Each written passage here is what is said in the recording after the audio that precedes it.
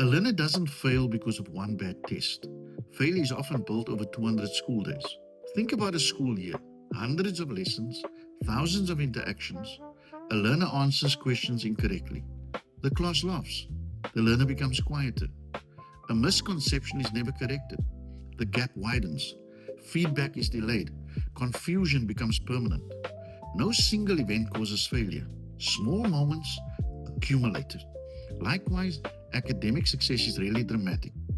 It's often built through one encouraging comment, one clarifying concept, one extra explanation, one moment of belief.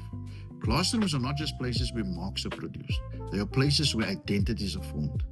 Many learners eventually perform exactly as they've come to believe about themselves. Here's a question. What messages do struggling learners receive from your classroom every day? Do yourself a favor. Intentionally encourage 3 learners who seldom receive praise. Be specific.